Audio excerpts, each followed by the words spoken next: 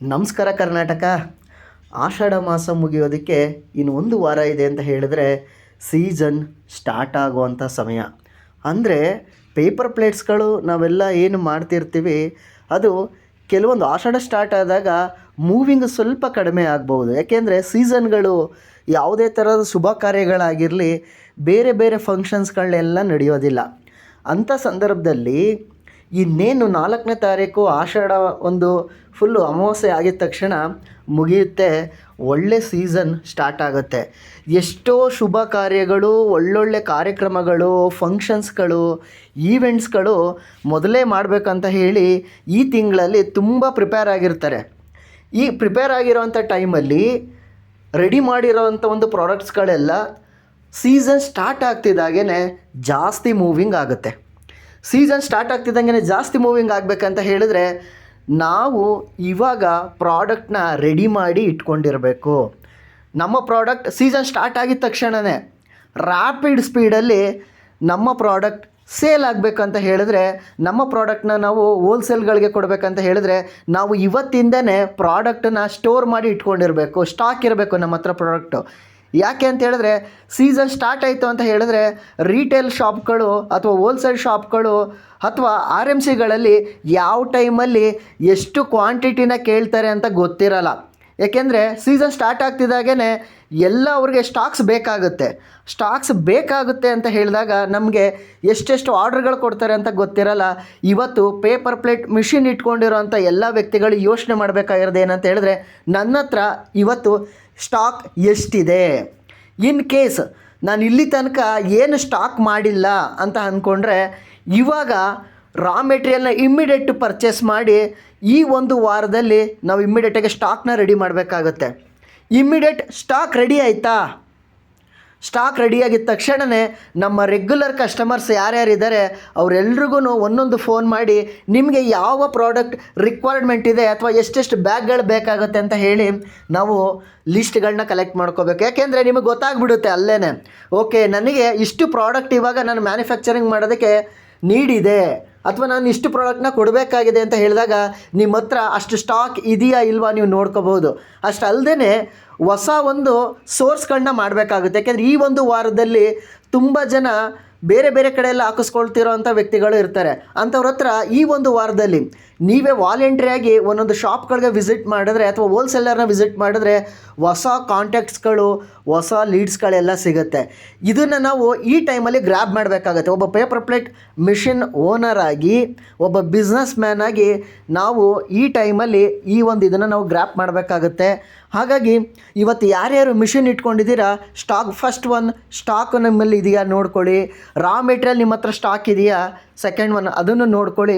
ಮತ್ತು ನೀವು only paper ಪ್ಲೇಟ್ಸಲ್ಲಿ ಬರೀ ಪ್ಲೇಟ್ಸ್ ಅಷ್ಟೇ ಮಾಡ್ತಾ ಇದ್ದೀರಾ ಅಥವಾ ಅಡಿಷನಲ್ ಪ್ರಾಡಕ್ಟ್ ಏನಾದ್ರೂ ನೀವು ಆ್ಯಡ್ ಮಾಡ್ಕೊಂಡಿದ್ದೀರಾ, ಅದು ಕೂಡ ಇಂಪಾರ್ಟೆಂಟ್ ಆಗುತ್ತೆ. ಇನ್ ಕೇಸ್ ನಿಮ್ಮ ಹತ್ರ ಅಡಿಷನಲ್ ಪ್ರಾಡಕ್ಟ್ಗಳು ಏನಾದರೂ ನೀವು ಆ್ಯಡ್ ಮಾಡ್ಕೊಂಡಿದ್ರೆ ಅದು ಕೂಡ ಎಲ್ಲವುದು ಸ್ಟಾಕ್ ಇದೆಯಾ, ಮೂವಿಂಗ್ ಇದೆಯಾ, ಅದೆಲ್ಲ ನೀವು ನೋಡ್ಕೋಬೇಕಾಗುತ್ತೆ. ಅದು ಅಷ್ಟೇ ಅಲ್ಲದೆ ನಮ್ಮ ಹತ್ರ ಈಟ್ರ್ ಕಾಯಿಲ್ಗಳಿದೆಯಾ ಚೆಕ್ ಮಾಡ್ಕೋಬೇಕಾಗತ್ತೆ. ಯಾಕೆ ಅಂತ ಹೇಳಿದ್ರೆ ಈ ಟೈಮಲ್ಲಿ ತುಂಬ ಗಾಳಿ ಬೀಸುತ್ತೆ, ಮಳೆಗಳು ಬರುತ್ತೆ. ಮಳೆ ಮತ್ತು ಗಾಳಿ ಬೀಸುವಾಗ ಕರೆಂಟ್ ಅನ್ನೋದು ಫ್ಲೆಕ್ಸಿಬಲ್ ಆಗ್ತಾ ಇರುತ್ತೆ. ಫ್ಲೆಕ್ಸಿಬಲ್ ಆದಾಗ ಈಟ್ರ್ ಕಾಯಿಲ್ಗಳು ಹೋಗೋವಂಥ ಚಾನ್ಸಸ್ ಜಾಸ್ತಿ ಇರುತ್ತೆ. ನಮ್ಮ ಹತ್ರ ಡೈಗಳನ್ನ ಹೀಟ್ ಮಾಡೋವಂಥ ಕಾಯಿಲ್ಗಳು ಅಡಿಷನಲ್ ಆಗಿ ಒಂದೊಂದು ಸೆಟ್ಟು, ಎರಡೆರಡು ಸೆಟ್ಟು ಇಟ್ಕೋಬೇಕಾಗತ್ತೆ. ಇವಾಗ ನಾವು ಅರ್ಜೆಂಟಾಗಿ ಏನೋ ಒಂದು ವರ್ಕ್ ಮಾಡ್ತಾ ಇರ್ತೀವಿ, ಯಾವುದೋ ಒಂದು ಪ್ರೊಡಕ್ಷನ್ ತೆಗಿತಾ ಇರ್ತೀವಿ, ಯಾರಿಗೋ ಕೊಡಬೇಕಾಗಿರುತ್ತೆ. ಮಳೆಗಳು ಮತ್ತು ಗಾಳಿಗೆ ಫ್ಲೆಕ್ಸಿಬಲ್ ಆದಾಗ, ಕರೆಂಟ್ ಪ್ರಾಬ್ಲಮ್ಗಳಾದಾಗ ಈಟ್ರ್ ಕಾಯಿಲ್ಗಳು ಹೋಗ್ಬಿಡುತ್ತೆ. ಈಟ್ರ್ ಕಾಯಲ್ಲಿ ಹೋದಾಗ ಏನಾಗುತ್ತೆ, ನಾವು ಆರ್ಡ್ರ್ ಅರ್ಜೆಂಟಾಗಿ ಕೊಡಬೇಕಾಗಿರುತ್ತೆ, ನಮ್ಮ ಹತ್ರ ಈಟ್ರ್ ಕಾಯಲ್ಲಿ ಇರೋಲ್ಲ. ಅವಾಗ ನಾವು ಹೊಸದಾಗಿ ಈಟ್ರ್ ಕಾಯನ್ನು ಬೈ ಮಾಡೋದಕ್ಕೆ ತುಂಬ ಟೈಮ್ ತೊಗೊಬಿಡುತ್ತೆ. ಅಂದರೆ ಆವತ್ತಿನ ಡೇ ವರ್ಕು ಅಲ್ಲೇ ವೇಸ್ಟ್ ಆಗೋವಂಥ ಚಾನ್ಸಸ್ ಇರುತ್ತೆ. ನಾವು ಮುಂಚಿತವಾಗಿ ಈಟ್ರ್ ಕಾಯಿಲ್ಗಳನ್ನ ಒಂದೊಂದು ಸೆಟ್ ನಮ್ಮ ಹತ್ರ ಯಾವ ಡೈಗಳಿದೆ ನೋಡಿಕೊಂಡು ಆಯಾ ಡೈ ಸೈಜ್ದು ಈಟ್ರ್ ಕಾಯಿಲ್ಗಳನ್ನ ನಾವು ಅಡಿಷನಲ್ ಆಗಿ ತೊಗೋಬೇಕಾಗತ್ತೆ. ಒಂದೊಂದು ಸೆಟ್ ಆಗಿರ್ಬೋದು, ಎರಡೆರಡು ಸೆಟ್ ಆಗಿರ್ಬೋದು, ನಮ್ಮ ಹತ್ರ ಈಟ್ರ್ ಕಾಯಿಲ್ಗಳು ಇರಬೇಕಾಗತ್ತೆ. ಮತ್ತು ಡೈಗಳು ನಾವು ಇಲ್ಲಿ ತನಕ ಹೊಸ್ದಾಗೇನೋ ಬಿಸ್ನೆಸ್ ಮಾಡ್ತಾ ಇರ್ತೀವಿ, ನಮ್ಮ ಹತ್ರ 1 ಡೈ ಇರುತ್ತೆ ಅಥವಾ 2 ಡೈ ಇರುತ್ತೆ ಅಥವಾ 3 ಡೈ ಇರುತ್ತೆ ಅಂತ ಇಟ್ಕೊಳ್ಳೋಣ. ಇಂಥ ಸಂದರ್ಭದಲ್ಲಿ ಈಗ ಸೀಸನ್ ಸ್ಟಾರ್ಟ್ ಆದಾಗ ಎಲ್ಲ ಥರ ಸೈಜುದು ಪ್ಲೇಟ್ಸ್ಗಳಾಗಿರ್ಬೋದು ಅಥವಾ ಊಟಕ್ಕೆ ಯೂಸ್ ಮಾಡೋವಂಥ ಎಲೆಗಳಾಗಿರ್ಬೋದು, ಈ ಥರದ್ದೆಲ್ಲ ಕೇಳ್ತಾರೆ. ಎಲ್ಲ ಸೈಜುದು ಬೇಕು ಅಂತ ಹೇಳಿ. ನಮ್ಮ ಹತ್ರ ಒಂದೇ ಒಂದು ಡೈ ಇಟ್ಕೊಂಡಿದ್ದೀವಿ, ಎರಡೆರಡು ಡೈಗಳಿದೆ ಅಂತ ಹೇಳಿದ್ರೆ ಕೆಲಸ ಆಗಲ್ಲ. ನಮ್ಮ ಹತ್ರ ಎಲ್ಲ ಥರದ್ದು ಡೈಗಳು ಇಟ್ಕೊಂಡಿರ್ಬೇಕಾಗತ್ತೆ. ಡೈ ಇಲ್ಲ ಅಂತ ಹೇಳಿದ್ರೆ ನಾವು ಇವತ್ತು ಪ್ಲ್ಯಾನ್ ಮಾಡಿ ಡೈಗಳನ್ನ ಪರ್ಚೇಸ್ ಮಾಡಬೇಕಾಗತ್ತೆ.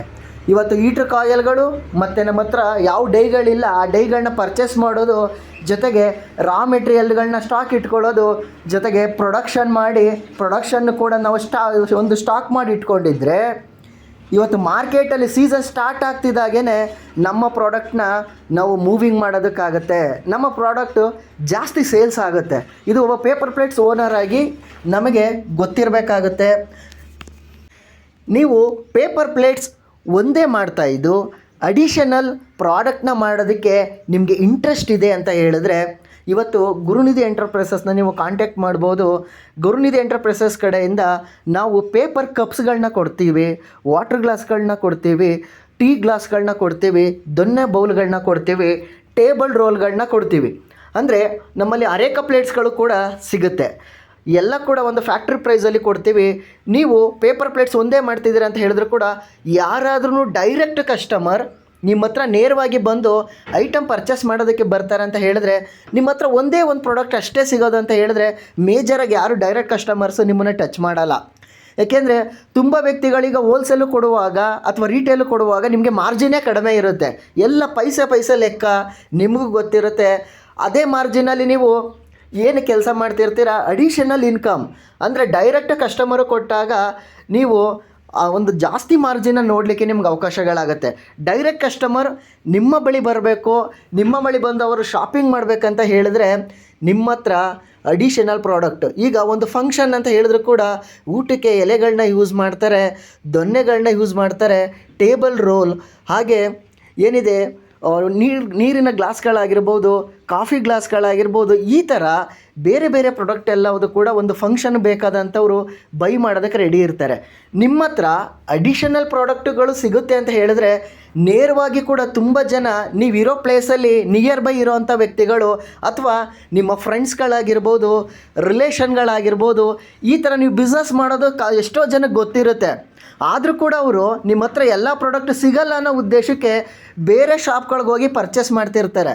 ನಿಮ್ಮ ಹತ್ರನೇ ಈ ಎಲ್ಲ ಪ್ರಾಡಕ್ಟು ಸಿಗುತ್ತೆ ಅನ್ನೋದು ಅವ್ರಿಗೂ ಗೊತ್ತಾದರೆ ಅವರು ನೆಕ್ಸ್ಟ್ ಏನು ಮಾಡ್ತಾರೆ, ಇಲ್ಲ ನಮ್ಮ ಫ್ರೆಂಡ್ಸ್ ಇದ್ದಾರೆ ಅಥವಾ ನಮ್ಮ ರಿಲೇಷನಲ್ಲಿ ಯಾರೋ ಒಬ್ಬರು ಈ ಥರ ಬಿಸ್ನೆಸ್ ಮಾಡ್ತಾಯಿದ್ದಾರೆ, ಎಲ್ಲ ಐಟಮು ಅವ್ರ ಹತ್ರನೇ ಸಿಗುತ್ತೆ ಅಂತ ಗೊತ್ತಾದಾಗ ಅವ್ರು ಏನು ಮಾಡ್ತಾರೆ, ಓಕೆ ಬೇರೆ ಶಾಪ್ಗೆ ಹೋಲಿಸಿದ್ರೆ ನಮ್ಮ ಸ್ನೇಹಿತರ ಹತ್ರನೇ ಹೋದರೆ ನಮಗೊಂದು ಹೋಲ್ಸೇಲ್ ರೇಟಲ್ಲಿ ಕಡಿಮೆ ರೇಟ್ಗೆ, ಅಂಗಡಿಗಿಂತ ಕಡಿಮೆ ರೇಟಲ್ಲಿ ಸಿಗುತ್ತಲ್ವಾ ಅಂತ ಯೋಚನೆ ಮಾಡಿ ನಮ್ಮ ಹತ್ರ ಬಿಸ್ನೆಸ್ನ ಕ್ಲೋಸ್ ಮಾಡೋವಂಥ ಲೆವೆಲ್ಗೆ ಬರ್ತಾರೆ. ಆದಷ್ಟು ಎಲ್ಲ ಪ್ರಾಡಕ್ಟನ್ನು ಆ್ಯಡ್ ಮಾಡ್ಕೊಳ್ಳೋದಕ್ಕೆ ನೀವು ಪ್ಲ್ಯಾನ್ ಮಾಡಿ.